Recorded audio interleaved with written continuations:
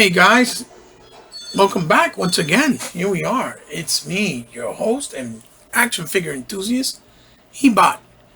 And this is another episode of Toys in My Closet. This is the fourth in my continuing series of the Honor of Kings 3-0 6-inch figures from the mobile video game. And as you see in front of me, today I'm going to take a look at Zhu Ge Liang, and he is the fourth figure in this series and wave from the video game, as I told you already. And he will be one of the other characters that I got an opportunity and a chance to pick up for about the same price. And this is his box, as you see here, and we'll take a closer look. As you can see, he has right there in the corner the 3-0 seal of authentication in a vac metal teal, or kind of bluish teal. You see the figure within the window box, of course, as you can see there. Here is a picture of the figure in his figure form in a promotional shot. His name there in vac metal as well in teal, with the name there, I believe. The name of the game in vac metal in Japanese lettering, or Chinese, I'm not really sure, I can't remember. Here is the name here also on the side. I believe this means 3-0, and then 3-0 in English there. The name in a nice vac metal on the side here again. The name of the game there in the bottom. And you turn around, you got Zhuge Liang there, as you can see, and you have another promotional shot of him looking really, really nice. The 3-0 seal of authentication with their logos, obviously, respectively. And then the people who created the game, the characters, and obviously just sculpted this figure. And it says wholesale at 30.com, where you can try to purchase these figures. So, as you guys saw in my last video, I did not have fun at all. I had a lot of things go wrong. The figure broke on me. The wires started coming out. A lot of quality issues, QC issues with the third figure, which was Dubai. So I'm going to see, and hopefully, this figure here will not give me a hard time and will not disappoint in the QC quality. Let's take them out of packaging. Cross your fingers for me, please. Sit down, relax, and have a digital drink. And come with me for the ride. And I hope you'll enjoy. So let's get right to it. And here we have Zhu Ge Liang out of package. Zhu Ge Liang looks absolutely stunning. Just like the three previous figures before him, he just still has a level of amount of detail that is, pretty much really hard to describe with just words. He does have a soft look once again in the face, where you can't really see details. It looks more like an anime style, but his hair is like a light lavender with white highlights in it, so it almost gives it like a white, I guess he has white hair as well. You see all this level of detail on his shoulder pads, or pauldrons, if you will, with the gold, the gunmetal silver, the gold there, and then it has like a wash on top of it of like almost like a bronze color, to make it seem like the metal on the armor is rusting from battle. Yeah, that's almost what it looks like. Then here again, the metallic blues with the gunmetal silver, these nice holes, gold there, gold and silver there as well, as you can see.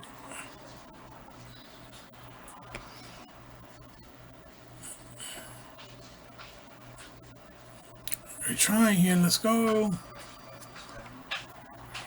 This is nuts. This is absurd. Okay. Let me do this way. There you go. Because it's not working.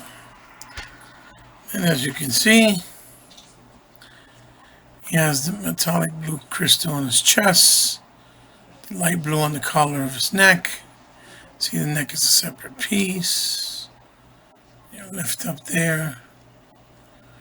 You see the details of blue. It looks almost mechanical on top of baby blue on top of the blue suit.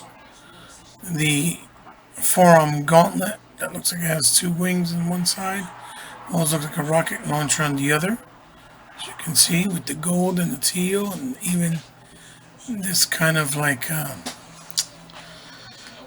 denim, like a denim type blue metallic. The gloves also with the blue highlights, and the plate that looks almost like brass knuckles in a silver gray. These tubings here that look like a teal blue as well, matte colored instead of metallic. Right here. And the goals here, the bodysuit with more of the teal blue and some black indentations going down, look like vents. And these straps here in the corner and along the lines. Then in the back as well, is really nicely detailed as well with all the golds, the browns, the dressing on top of the belt. As you can see here with the two straps coming along over, flaps with these tabs on the side that also move independently. These are flaps with these, flaps coming down. And the front there with the brown, it looks like a pouch almost underneath the actual belt with silver, browns, and golds. And then the continuing bodysuit with the lines etched into it in baby blue coming down with a lot of detail as we go down. And then you see here, this has like this cloth material that is coming down really nicely down with the white and baby blue with that satinly white look.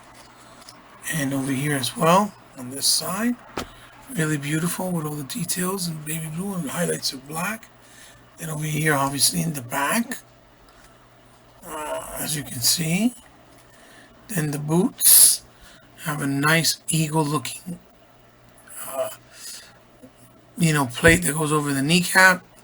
It almost looks like it has prickles of paint on it, like battle worn, on top of weathering of the chrome on top. Then it has that color of like a denim blue or royal blue going down. And then these metallic blues on the side of the boots as well. And then going down to the boot area, which looks really awesome. This plate in the back, almost like a cowboy style, futuristic, with the golds, the gunmetal silver, and the royal blue on it, which looks really nice. Looks really, really nice. He looks really, really, really beautiful when you look at him. Even the collar's all in silver. It's kind of like a David Bowie look when he was younger. He looks absolutely stunning, like all the figures before him, so far. I hope, like I said, I hope it doesn't have any QC issues. So we're going to take a look now is at the accessories he came with. And here he is for his accessories. Out of the 4 so far that I've taken a look at, he is the one that comes with the least accessories. He's the minimalistic accessory wise.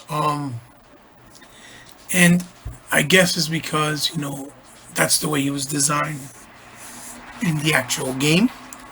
I'm not really familiar with the material because I don't play the game, but I know of it. So let's start off. It comes off first with the 3-0 warranty sheet so that you can register the figure in case something happens.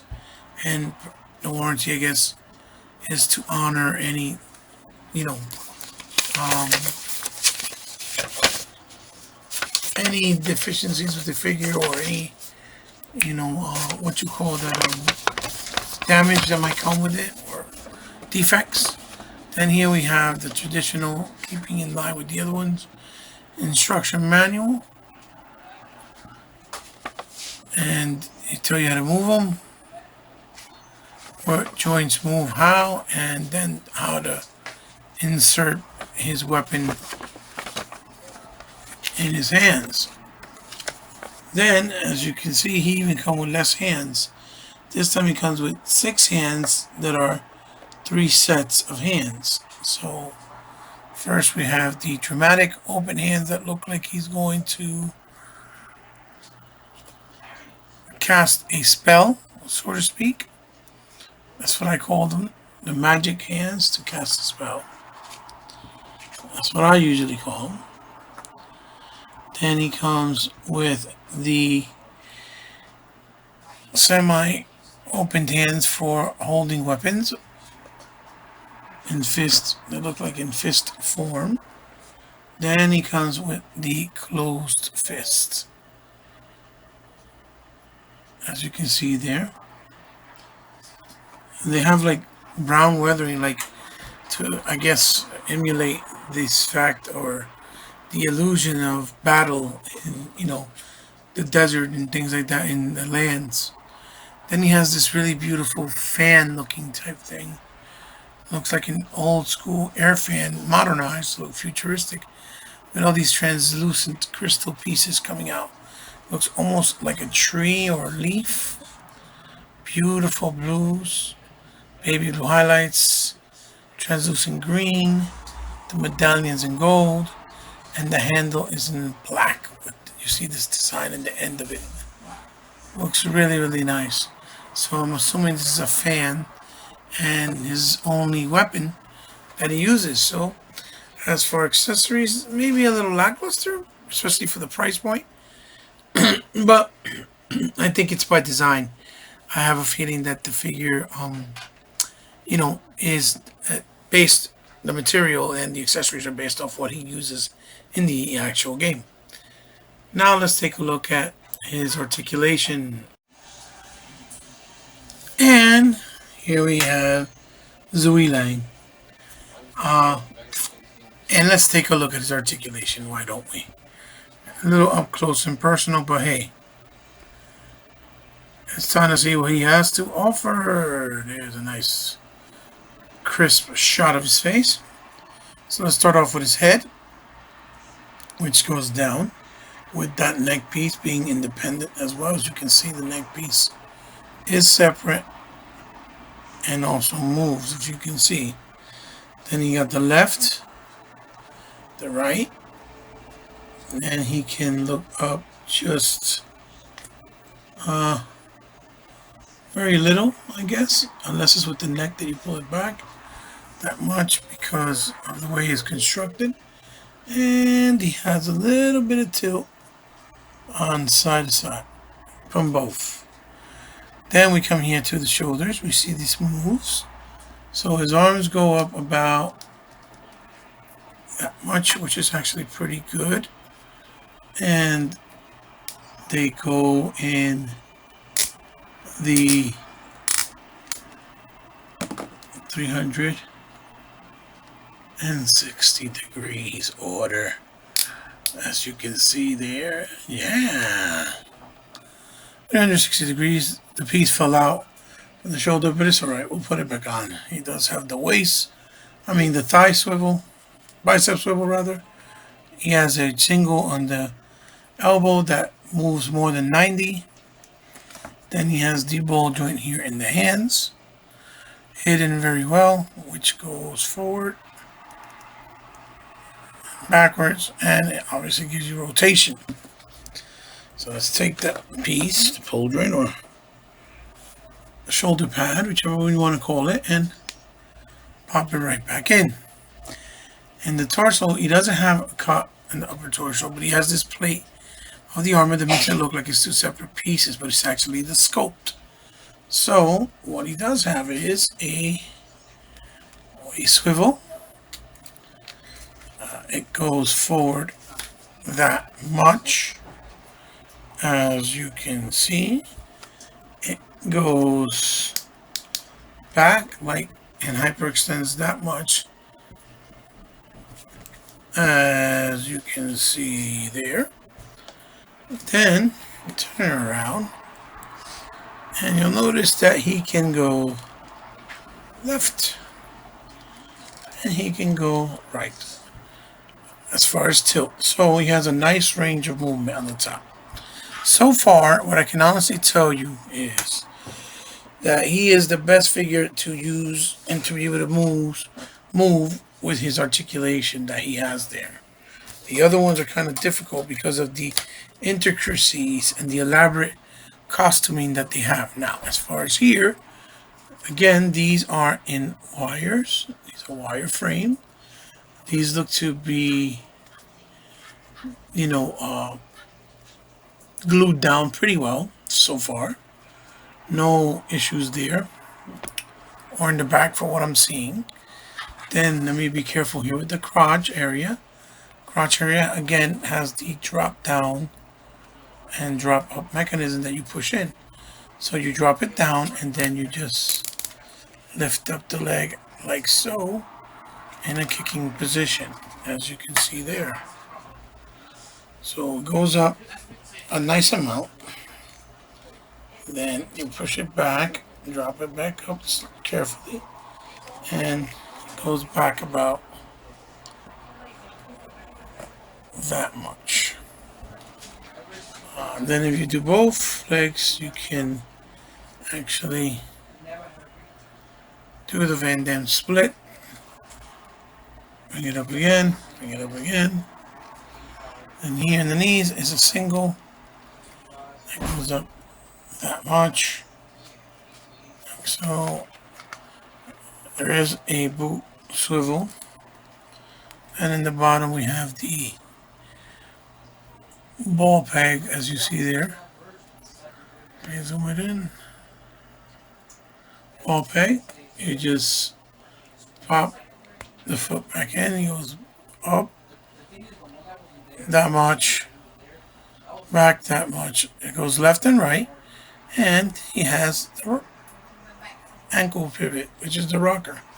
No tip, no toe tip articulation. So, as for articulation, so far, everything's in place. Everything seems to be working correctly in order. And for the best part, or the most part, nothing seems to be in the delicate state of maybe perhaps breaking like the others did before him. So now let's put on his accessories and check it out.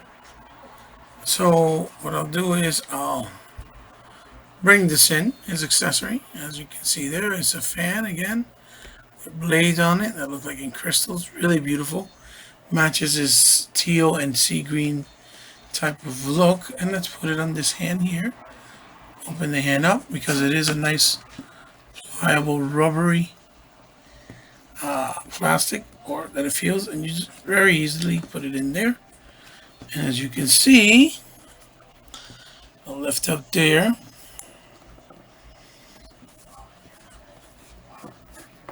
And we'll do this dynamic posing there with him, like so.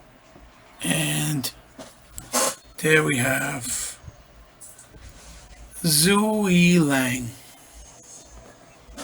And there you have him with his accessories, which is, again, not much, but really cool nonetheless. Very cool. I wonder if I can get him in a kicking position where he'll stay maybe, in a kicking position, turned this way, down this way, with his, butterfly style, like he's doing a hyper extended kick. Turn this that way, of course. I'm wondering if he'll stay. He'll probably stay, I think. Put this down a little. Or back, like so. Okay, so that popped out. Let me get that back in there. Okay, let's see. I think I got everything on him. Yeah, I think I can have him hold there in that position. Ooh, I think I got it. Aha! And there you go. So you can keep pulling him, and he'll hold, which is really cool. Really cool that you can do that. So now let's take a look at him next to some other figs. So here I have him next to Star Wars Black Series Zori Bliss and the Marvel Legends Crossbone. As you can see, they're supposed to be in the 6-inch line or scale, but they all scale differently. Zori being the shortest, and Crossbone being a lot taller. In person, though, it doesn't look as bad as it probably looks here in front in camera. Here I have him next to the McFarlane Toys Batman Arkham Asylum Joker, and next to the Black Widow MCU Taskmaster. And again, being 7-inch scale, you can see how much taller the Joker is, even though I have him in that position bending, so he's a lot more taller as well. And he scales a lot better with Taskmaster, even though his head is quite small in comparison.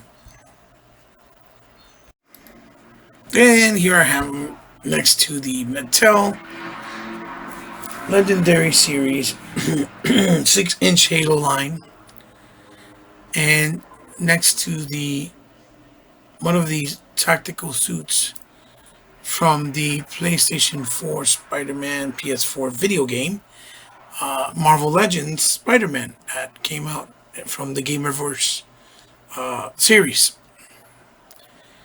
Yeah, obviously I don't have them standing side by side, but they scale up pretty well.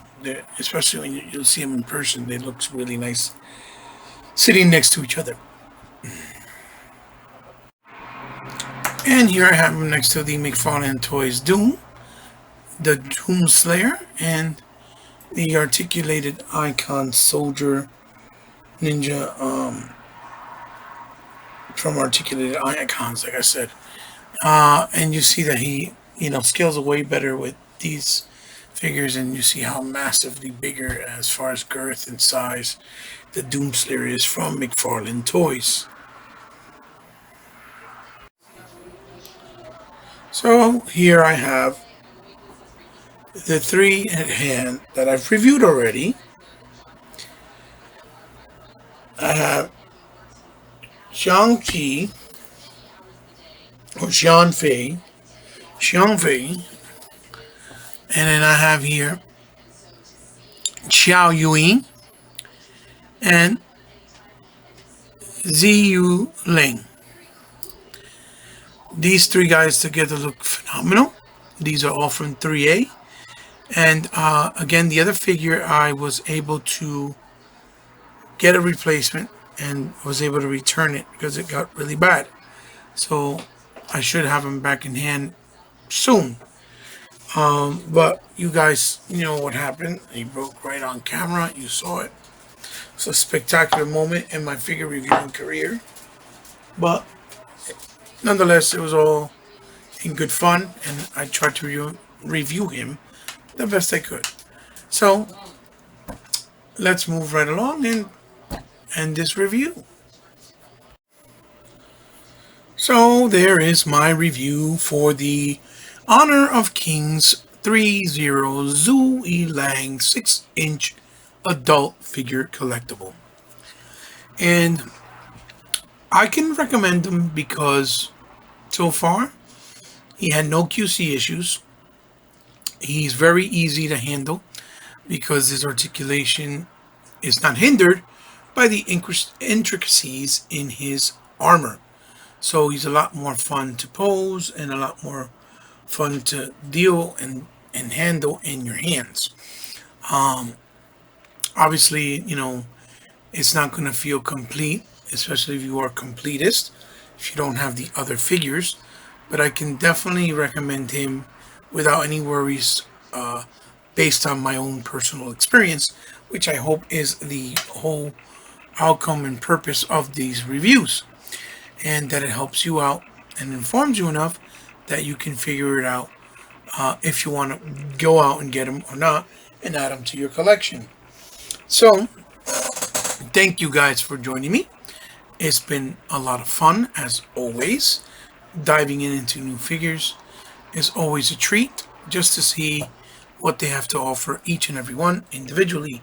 And obviously, with my approach to the review and the look of the figure is obviously different than others, even though it's the same approach. So, leave a thumbs up if you liked the video and review, or leave a thumbs down if you didn't. Either way, it helps the channel. Doesn't matter. It's how you feel. You have your right to like it or not like it. I'm not going to get offended. It still helps me any which way. And as I've always tell you, please share it with someone you think might enjoy it and might like it. Please send them this way. To help my channel grow is always a fun thing, and it always means a lot because it goes a long way. Not to mention that if you guys are new to my channel and you haven't been here before, well, welcome. Thank you for stopping by.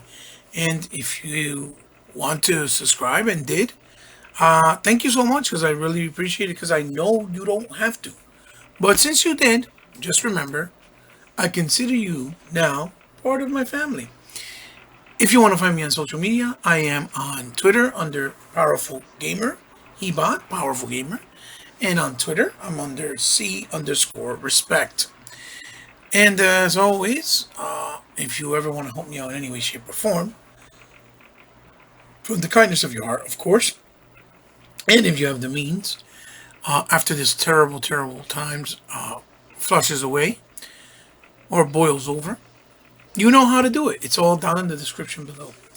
Or if you guys ever want to make any type of donations for anything for me to review, know that you would like to see me review, you can also DM me so we can figure out and work out the particulars. I'll be more than glad to, make you guys happy. Anyway, like I said, this is Hebot, your host, signing off with another episode of Toys in My Closet. This one's been fun. I hope you liked it. And soon I'll have the fifth and final one for the Honor of Kings series. Until the next one, guys, keep collecting, be safe doing it, and remember about being careful for others. Bye-bye.